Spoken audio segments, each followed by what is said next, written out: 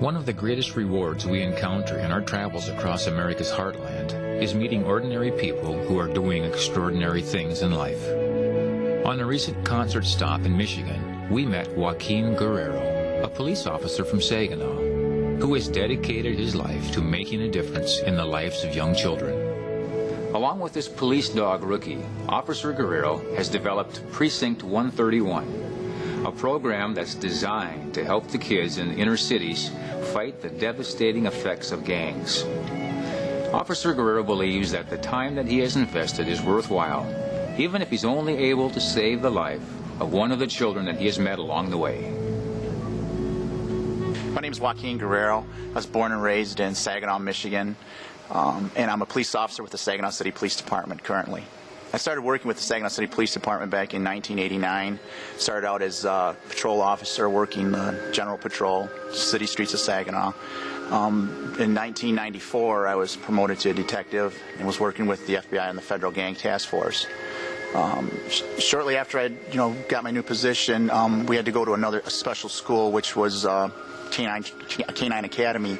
The school that I went to was located down in Romulus, Michigan, and it was run by Terry and Diane Schobach and Terry Foley. Well, then in 1998, that's when I developed Precinct 131, but I was still going in the schools with the dog, so I took the concept of, hey, I got a dog, I got to do demos.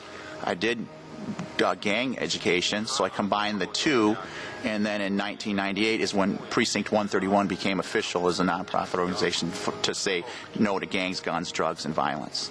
So when I did Precinct 131, my goal was to target the kindergartners through 4th grade, because there wasn't really nothing going for the children at that level. Because an important child is that they're our future. So if we don't invest in our future, how are we going to have a future? Well, a lot of times, and people know that in order to get funding, you're going to have it. Well, the grants, you have to apply for grants. I'd apply for several grants. Some you would get, some you wouldn't. So I had to think up fast, how am I going to keep this program alive? Because it wasn't funded through the police department. It was funded out of my pocket, out of my own money, out of my own pocket, and what I could do through grants and through the sales of T-shirts, hats, rookie dolls, rookie puppies, canine puppies. I went to think of even doing rookie cookies. How the puppet came about was, like I said, when I started Precinct 131 in 1998, I noticed that they didn't have a German Shepherd dog. They had hounds, they had mixed like mutts type dogs, all cats and that, but they did not have a German Shepherd police dog. So I contacted Puppet Productions, and we were on the phone for about a good 20 to 30 minutes with this guy. And he goes, "Do you know who I am?" And I'm like, I'm just thinking this is a sales guy. He says, well, they're gone right now, and I just happened to pick up the phone. He says, I'm the president and founder of Puppet Productions. And I go, oh, really? He goes, did you ever hear of Gilbert the Puppet? And I says, yeah, he's big in the church Christian type thing. He rides a little bike, and he says, Gilbert the Puppet. He goes, you ever hear of McGruff? And I go, oh, yeah, everybody knows McGruff. He goes, well, I created those puppets. He says, I'm going to create your dog as a puppet. I like your concept. And then that's how the Rookie puppet was developed, and they made it based on Rookie, the actual police dog, and now that puppet's used through Puppet Productions to be able to sell for people to use. Now there's a German Shepherd dog based on Rookie. What I noticed is going into the elementary schools, I noticed that a lot of where we were from, and you'll notice that some children, they're afraid of the police, and it depends on the area that they're in, and they've always could have had a bad experience, their family could have, so they're kind of a little bit intimidated by the police. But what I noticed with Rookie, when I would go into the schools, there was a bridge there. So the dog actually built a bridge between the child and the police officer. And I started noticing that the young children were coming up saying, Rookie, you got to come into my neighborhood. So-and-so's dealing drugs. Can you help make my neighborhood safe? Well, then they'd start rattling names off. Well, I'd recognize these names. And there was that bridge that we had built between there, and then I could give the information back to other guys on the street saying, hey, so-and-so's working this area. If I heard something, say, yeah, from what I heard from a child, they're in this area dealing drugs or starting their gangs up. If I remember right, it was one of the schools at Stone Elementary School, and a young boy asked me, he says, made the question, do you wear bulletproof vests? And you say yes, and you kind of hit on your chest like this, and it knocks on it because the vest itself, it's real stiff, you know. And then I had another young child, was female, goes, what about the dog? So, you know, it's a good question now. You're going, well, yeah, what about the dog, you know? So he says, well, hon, it's very expensive. At that time, they were very expensive vests for them. They ran about $700-800 per vest at that time. Well, the students decided to get together and want to raise some money for the bulletproof vest for both Mohawk and Rookie. Well, shortly after that, there was we had this during the middle of the week. There was they were raising this money throughout this course of the time. Well, it was during Thanksgiving time. Mohawk, which would be Rookie's brother, half-brother, was working at the time we were on the streets working, and Officer Vasquez got dispatched to one of the Meijer stores that had gotten robbed out in Saginaw Township, and they had come into the city of Saginaw. Well, our officers had picked up on this vehicle fleeing, and there was a short pursuit, and Mohawk ended up getting shot in the process of them apprehending the bad guys. Well, that happened on Thanksgiving, which was on a Thursday. Shortly after that, during the weekend, the money that they had raised some kids had broken into the school and stole all the money that was being raised for the bulletproof vest. So now we had another individual that had given, she was a kindergartner girl, and she had donated her money that she had saved for 4 years to go to Disneyland, and that money had gotten stolen. And now the community came together and decided to raise the money to get the two dogs their vests. It touched me. It literally touched me, because you very seldom see kids do something like that at such a very young age.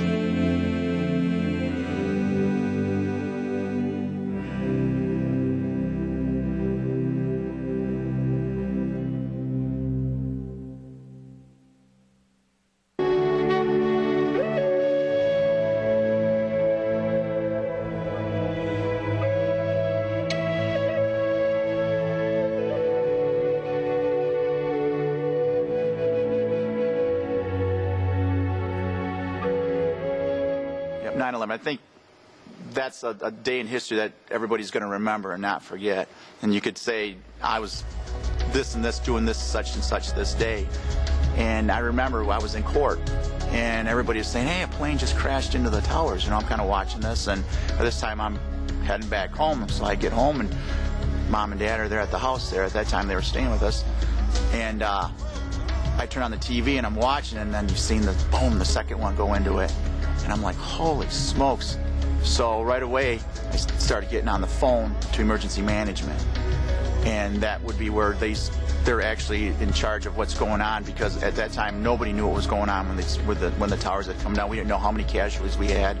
And so it was just a total sheer chaos. How I got through to the phone lines to them, I do not know this day.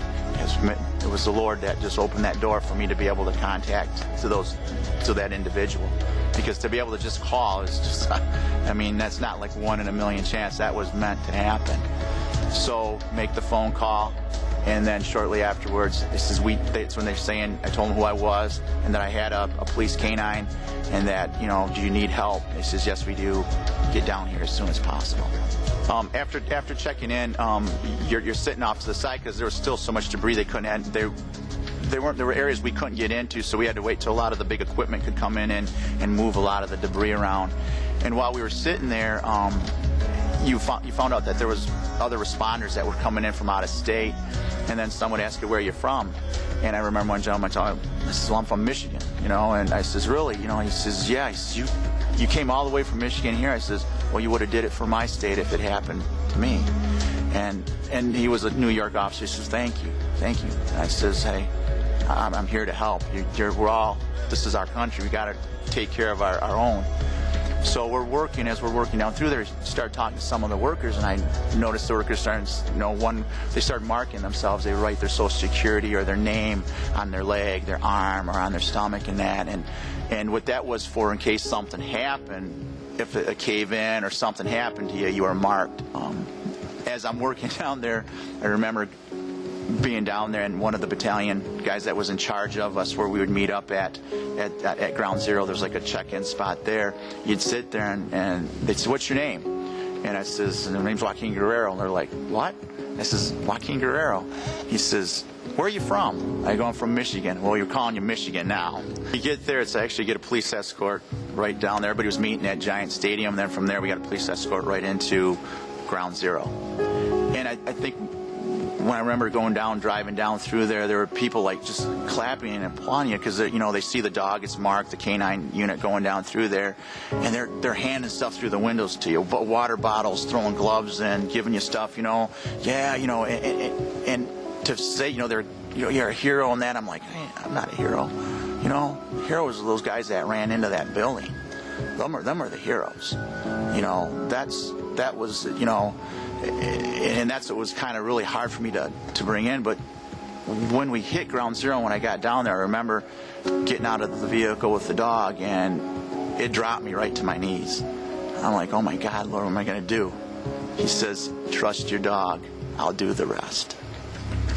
It's so hard to explain because, until your TV and what you see on the footage just doesn't do it, because the large amount of vast destruction that was caused by when the towers came down is incredible. People don't realize they had a 16-acre radius that we were dealing with. We had a 40-foot high pile, 7-story deep hole and then the buildings that were destroyed in there. After checking in at the high school, you would then be deployed out to where Zero was at, whatever, the North Tower or the South Tower. I was at West and Vesey sector, which would have been the North Tower section area. We'd go out there and I'd check in with them, and then they would yell dog, so then we would have to walk this gauntlet, which was called it the Bucket Brigade, because what would happen is you'd have a row of 2 people, which would form like a row with two on each side, but it was just a lengthy snake you'd see just snake all the way up to where they were going. And what they would do is they'd have empty buckets they'd be passing up, and then they would be buckets that were filled with debris that would be coming down the other side, and then they would pile it up, and then they would have a truck or something would take that out, and then that would go out to Fresh Kill Island, where they would sift it and check it with other canines for in case there was any human remains that were missed or grabbed by mistake. As we were walking that gauntlet, you would hear fellow officers, volunteers, and it was very, very hard because they're like, you gotta find my dad, my mom, my brother, and to sit there and they're calling like they're giving you and everything slows down in slow motion. As I was walking that, it was like just time was starting to slow down. You'd see them kind of doing the thumbs up like this to you, the smell, the sounds, everything was just so overwhelming that it was just, you would never forget it. And, there's times where I'd be walking and I'd have tears, because these guys are, patting you on the back and that, and you start clearing that area and the dog would indicate, and then they'd have to come in and remove the remains. But that was very hard, having to do that for, walking that gauntlet, that Bucket Brigade gauntlet. And even to this day, I can't stand orange buckets because that's all you've seen there that were donated through a lot of the places, and it just, it just brings back those memories,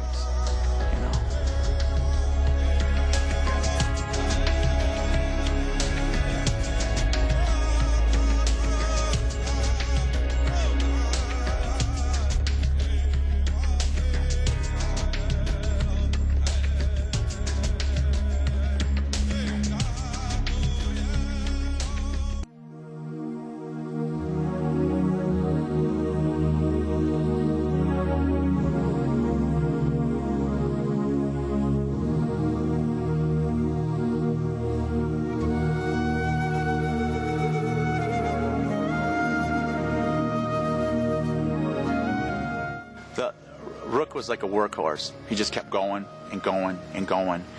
And even when we got off the pile after working the Ground Zero for 12 hours, could be 13, 14 hours, just depending, you would just stay until you didn't want to quit because, there was closure for families and you're looking for possibly having a survivor in there. But when we would come off the pile, there'd be gathering spots where you'd sit and talk and kind of work with or share with other workers that were there. And then when we'd come down, Rook would go up to these guys and the firemen that were there, and these guys would just sit there and just talk to Rook. And you're gonna find my buddy, or just whatever they were releasing, all this hurt that they had through these dogs. And Rook was actually a certified therapy dog.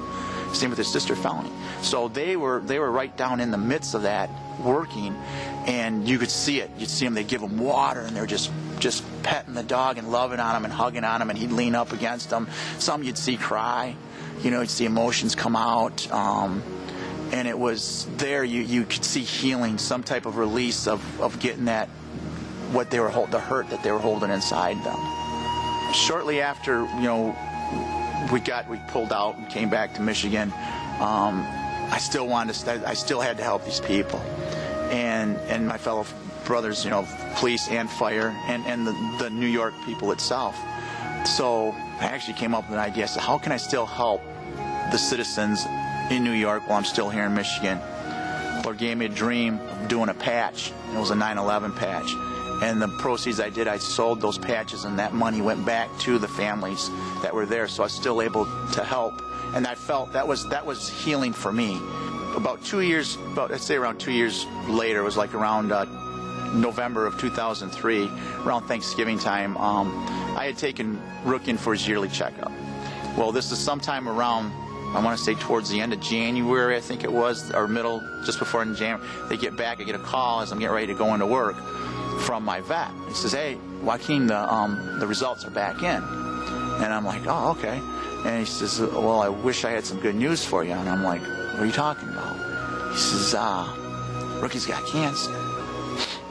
And he's got a tumor the size of a lemon, Joaquin. That's the infection we were fighting. And I says, how long? And he says, we don't know. It could be tomorrow. It could be a week, month. And it's like somebody telling your child, he's got cancer, he's dying. I don't have children. My dog would be like compared to a child for me. I'm like, wow.